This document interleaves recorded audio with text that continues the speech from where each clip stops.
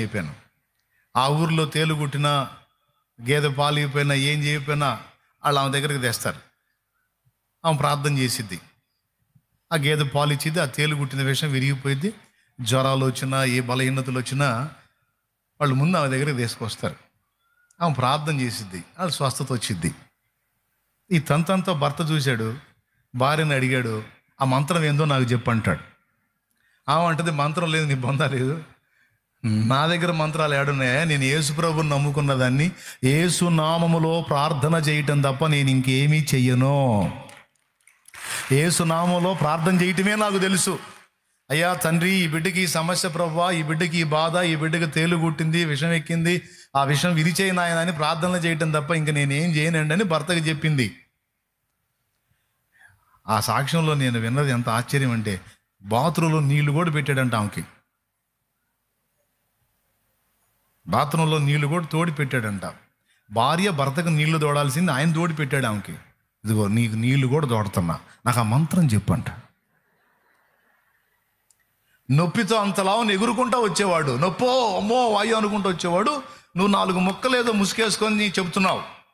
ఆ ముసుకేసుకొని నువ్వు చెప్పే 4 ముక్కలు అయిపోయేసరికి కూడా ప్రశాంతంగా ఉంటున్నాడు. ఆ అంటే అప్పట్లో తేలు మంత్రాలు ఉండేవి వెనకటి రోజుల్లో అండి. పావు మంత్రం, తేలు మంత్రం, మంత్రాలు వేసేవాళ్ళు కదా. ఇతను మంత్రం అనుకున్నాడు, యేసు నామంలో ఉన్న శక్తి అనుకోలా. ఆ మంత్రం చెప్పు నాకు అంటాడు. ఆమె ఏమో చెప్పి దండం పెట్టింది, ఆయన మంత్రం లేదు, యేసు ప్రభు నామమే, ఆ నామంలో శక్తే వాళ్ళకి స్వస్థత కలిగిస్తుంది అంటే ఎగిరి తన్నేవాడంట. నా దగ్గర నాటకాలు ఆడుతావు, నాకు దాచిపెడతావు నువ్వు? భార్యాభర్తల మధ్య దాపరేకం ఉండొచ్చా? నాకు దాచిపెడుతుంటే, దాచిపెట్టేది ఏం లేదు, దైవ సాక్షి, నా మాట నమ్ము అంటే పాపం ఎన్ని చెప్పినా ఇలా కొడతానే ఉన్నాడు. ఓ రోజు పొలంలో జరిగిన సన్నివేశం, తనతో పాటు పనికి వచ్చాడు బావమరిది అనుకుంటే, ఇద్దరు పని చేస్తున్నారు. పొలానికి వరిచేను నీళ్ళు కట్టుకుంటున్నారు, ఏదో మొత్తాన్ని చేస్తున్నారు. తేళ్ళు మండ్రగబ్బలు ఉంటాయిగా, మండ్రగబ్బ అంటే నల్లగా ఉంటుంది, నల్ల తేలు, దాన్ని మండ్రగబ్బ అంటారు. అది తేలులో పెద్ద సైజు, నల్లగాను ఇంత లావున ఉంటుంది. అది దాని ఆకారం చూస్తేనే భయంకరంగా ఉంటుంది. అది గుట్టింది వాడికి, ఈ బావమరిదికి. ఆమె భర్త పని చేస్తున్నాడు, వీడు పని చేస్తున్నాడు, వీడికి తేలు గుట్టింది. ఇక ఎగరటం మొదలు పెట్టాడు. ఒక్కొక్కడు వాతకు ఒళ్ళోడు ఉంటాడు, తట్టుకోలేరు, ప్రాణం కూడా పోయే అవకాశం ఉంటుంది. అందులో తేలు గుట్టిందో, పాము గరిచిందో, మొత్తానికి ఏమైందో అని గమనించారు. అది తేలు మండ్రగబ్బ గుట్టింది. ఎగురుకుంటా చెట్టు కిందకు పోయారు. ఈ గందరగోళం అయిపోతున్నాడు, మనిషి బిగసకపోతున్నాడు. ఇక అప్పగింతలు చూస్తాడు, బావా నా పని అయిపోయింది, మీ అమ్మాయి జాగ్రత్త అంటున్నాడు. ఇట్లాంటి మాటలు మాట్లాడతారు కదా. ఏ విధంగా కొంచెం చెప్పుకుంటున్నాడు, తన పరిస్థితి ఇబ్బంది అయిపోయింది. హాయిగా మీ అక్క ఏదో 4 మాటలు చెప్పిద్దిరా, ఎంతలోది కూడా పోయిద్దే, అరవాకురా, ఏం కాదు తగ్గిద్ది కానీ ఇంటికి పోతాం అంటే, ఇంటికి పోయేటప్పటికి ఇప్పుడు 3 కిలోమీటర్లు పోవాలి, అయిపోయింది బావ నా పని, నేను చచ్చిపోతాను బావ అని అటు చెట్టు కింద ముక్కు మొర్రా అంటున్నాడు. అప్పుడు చేసేది లేక ఇతను ఆ తలగొడ్డ తీసి మెడలో వేసుకొని, కాలువలు పారుతుంటాయి చిన్న చిన్న కాలువలు, ఆ కాలువలో కాళ్ళు చేతులు కడుక్కొని, దోసుడితో నీళ్లు తెచ్చి అడిగి తేలు ఎక్కడైతే గుట్టిందో అక్కడ పోసి ఆ భార్య మోకరించినట్టే మోకాళ్ళు వేసి ఆయన అంటున్నాడు, నా భార్య దేవుడవైన యేసు ప్రభువా,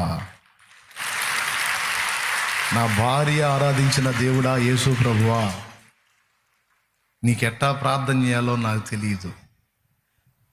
యేసు అనే నీ నామంలో వాళ్ళకందరికీ తగ్గిపోతుందని నా భార్య చెప్పింది. అది నిజమో కాదో కూడా నాకు తెలియదు. కానీ ఈరోజు ఇది తప్ప నాకు గత్యంతరం లేదు. వీడు దెబ్బతినేటట్టున్నాడు, దయచేసి వీడిని బాగు చేయి అని ఇక అడుగుతా ఉన్నాడు దేవుణ్ణి.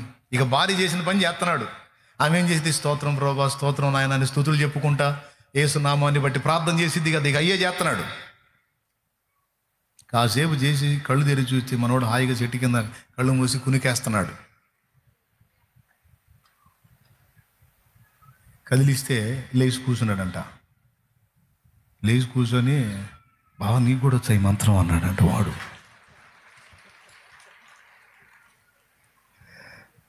ఒరే మంత్రం లేదు, నీకు బొంద లేదురా, నాకు ఇప్పుడు ఒకటి అర్థమైంది, ఆ పని నువ్వు చేతి తెచ్చే లేకపోతే ఇంటికి రా, నేను వెళ్తున్నా ఇంటికి అన్నాడంట. అదేంది పని సగంలో ఉంది, ఇంటికి ఎట్టా? కాదు, నేను వెళ్తున్నాను లేరా, నేను వెళ్ళాలని ఆవంతుని ఇంటికి వెళ్ళాడు. కన్నీళ్ళు పెట్టుకుంటూ ఇంటికి వెళ్ళాడు. ఇంటికి భార్య 2 కాళ్ళు పట్టుకున్నాడంట. ఆమె 2 కాళ్ళు పట్టుకుని నన్ను క్షమించమ్మా అన్నాడు. దుర్మార్గుడిని నేను, నువ్వేదో మంత్రగతివి, మంత్రాలు నేర్చుకొని ఈ పని చేస్తున్నావు అనుకున్నాను, కానీ మంత్రం ద్వారా నువ్వు దాని విషయాన్ని ఇచ్చేస్తున్నావు అనుకున్నాను, కానీ యేసు నామములోనే ఈ శక్తి ఉందని నేను ఇప్పుడే తెలుసుకున్నాను.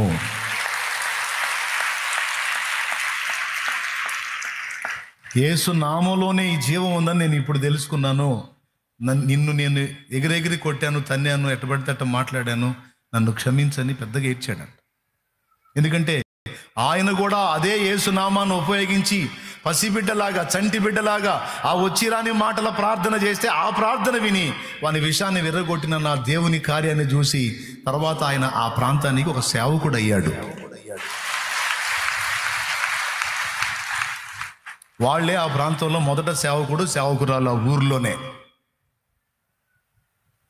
ఇది ప్రార్థనా విషయాల్లో కూడా పెట్టాను నేను. దేవునికి స్తోత్రం.